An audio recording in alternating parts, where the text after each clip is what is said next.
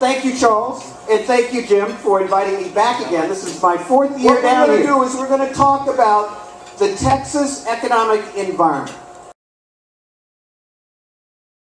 And then we're going to talk about a tool that you can use to raise capital for small businesses and other businesses in the U.S. This is funding, crowdfunding. Show of hands, how many people have heard of crowdfunding, Indiegogo, Kickstarter?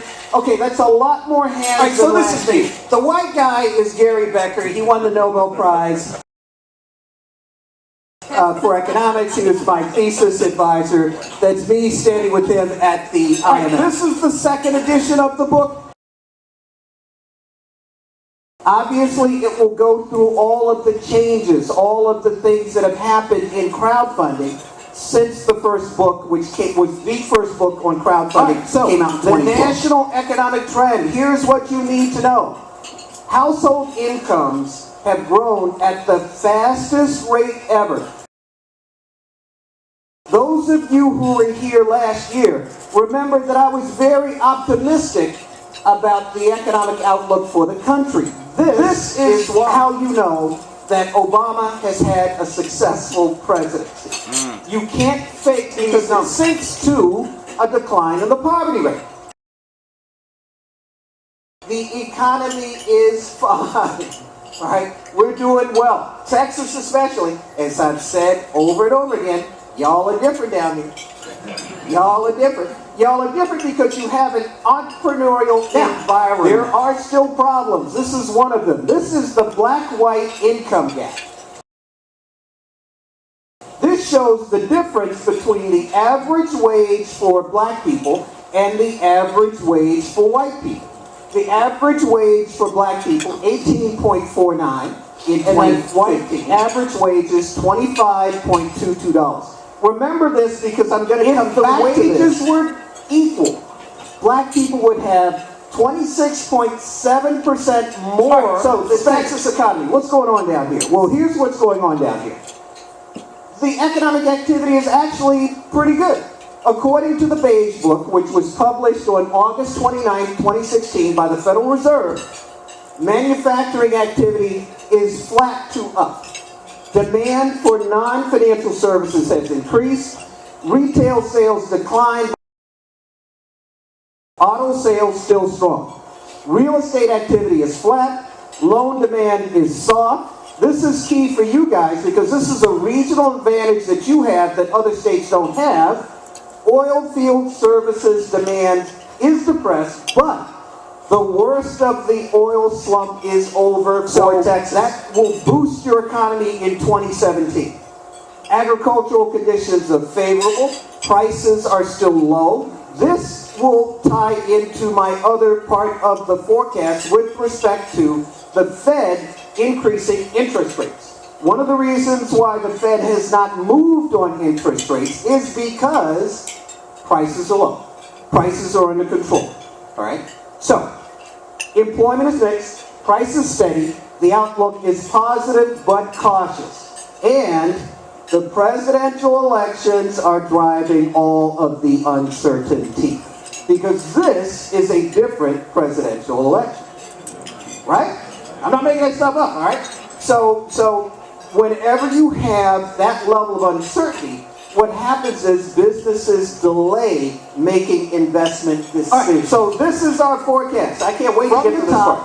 These are employment categories and changes in employment in Texas forecast between 2016 and 2019. Now, let's look at the big categories. See construction coming down. I'll try to get my finger in the shadow there. Okay, that one. Construction coming down. Now, why is that? That is because this forecast assumes that in 2017, the Fed will increase interest rates multiple times. As you know, impacts construction. Let's move down here. Also a decline. Let's look at the decline. Decline in real estate and rental and leasing. That also ties to an increase in interest rates. Okay? And the final category that decreases, employment decreases, is wholesale trade. Let's take a look at some of the categories that are projected to increase. The one that I want you to pay attention to the most is the biggest bar, healthcare and social assistance. Now, you heard from this morning's talk. This morning's speaker indicated that healthcare is the sector to focus on. And according to our forecast, he's exactly right. Now, what's going on here? The baby boom, the aging of the population. The healthcare industry will continue to expand. As the baby boom ages, it needs more health. I didn't talk to the guy this morning, we didn't sync up our forecast, but it was good to hear an operator confirming the forecast that we had made. Okay? So that's the one thing that I would say that as business people, you want to focus on. You'll recall that when I was down here 2 years ago, I indicated that construction was going to do well.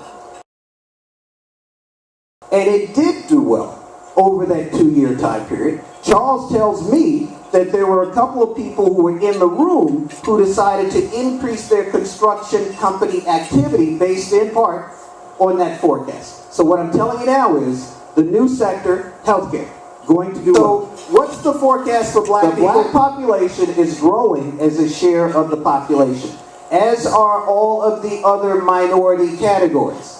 We project this trend is going to continue at least until 2021, and beyond. So once again, this is good news for black chambers of commerce and black businesses in general. Remember, I asked you to keep this buying power chart in mind. This is the buying power. What it shows is 1.4 trillion in spending by African Americans by the year 2020. But remember what I said about the wage gap. What that says is that this number should be 26.7% higher if the wage gaps were equal. That's only part of the story. The other way that this chart increases is by looking at the differential between black and white unemployment. Black unemployment is basically twice. So were you to equalize the wage gap and the unemployment gap, this number would be higher by about 50%. That's just to start. So when people always come up to me and say, $1 trillion in spending, it should be 50% higher than where it is. Okay, so the reason that's important from a business perspective is because all of this $1.4 trillion is accounted for. All right?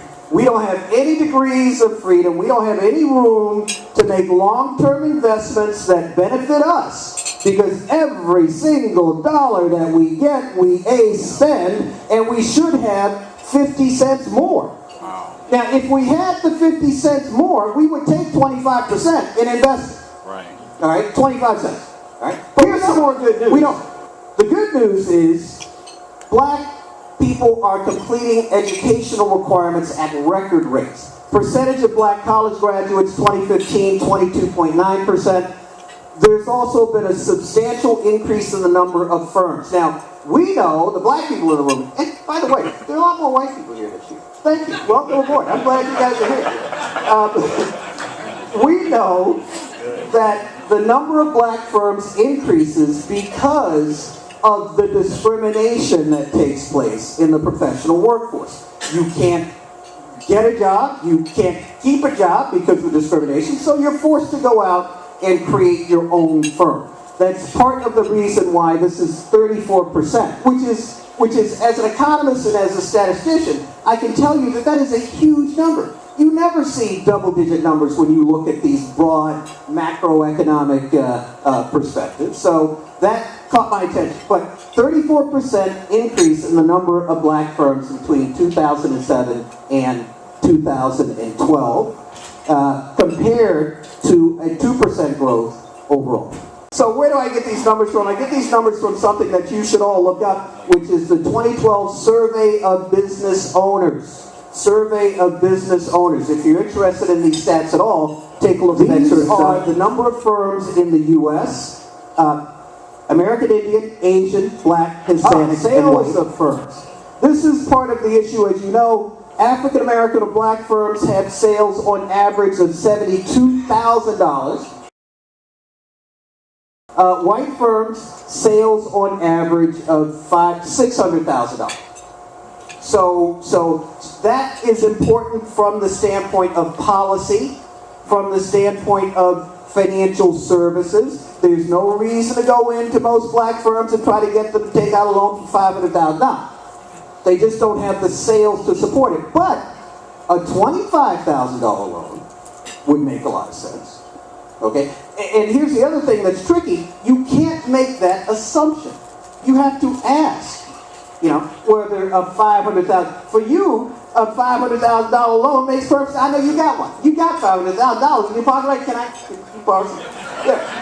So you have to ask, because he has a large engineering and construction firm that is you know, he has multiple offices across the U.S. A $500,000 loan makes perfect sense for him. It doesn't make any sense for me, you know, as someone who runs a small two-person economic consulting firm. And these numbers support that. So that's important from a policy perspective and also from the perspective of capital flowing into these firms. Black population 2016. This is the same map that I've been showing you guys for 4 years. Basically what it shows is that your potential membership, all of the potential business activity is in Mississippi. And Alabama. Because that's where the black population is. Figure out a way to reach into these areas, to provide services, value add, and knowledge to people in these areas. As a matter of fact, and I'm just thinking of this, what would probably make sense would be a tri-state black chamber of commerce. One that covers Texas, Louisiana, Mississippi, and Alabama. Well, that's 4 states. So much for my math skills. Next slide, please. All right, so this is the map for 2021. Same pattern. The little blocks differ, okay, because these are county level forecasts, okay? So there are some changes at the county level. What's important from this perspective is to note that the overall major pattern stays the same. You don't have all of these people moving over here.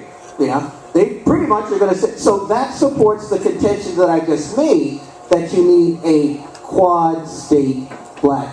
All right, so here we talk about black household income. Notice the difference. The darker boxes are higher income. So the black people that have money, they're not with the other black people. They're down here. They smart. They smart. I ain't mad at them. I ain't with you either. You know, I get me some money. I'm moving to the suburbs here. So that's pretty much what's happening here. So you want to keep that in mind. But it also supports, because of the lighter boxes in the contiguous states, it also supports the Black Chamber Initiative across those states. Because your goal is to change the color of these boxes to these. And the way to do that is through entrepreneurial activity. One of the times when I came down here, I talked about what my thesis advisor, Gary Becker, said. And he said to be optimistic. I told him, and he has since passed away. He passed away last year. But when the first year I came down here, I talked to him. And I said, hey, Mr. Becker, I'm going down to talk to some black people in Texas, Black Chamber of Commerce. What do you think I should say? Because he and I communicated quite frequently. He said, be optimistic. Be optimistic. Because discrimination against black people, I know in light of recent events, this is a little hard to take. But he's overall right. The numbers support this contention, which is that discrimination is lower in general, okay, than it was when he started his research. He got his Nobel Prize for the economics of discrimination and the economics of human behavior, the economics of divorce, economics of education. That was his big thing. So he really had a very long track record of looking at discrimination in applying economic theory to discrimination. So you know, more opportunities, something that was missing when he started 50 years ago. So I keep this slide in there as a way of honoring him, but also to remind myself to be a little more optimistic.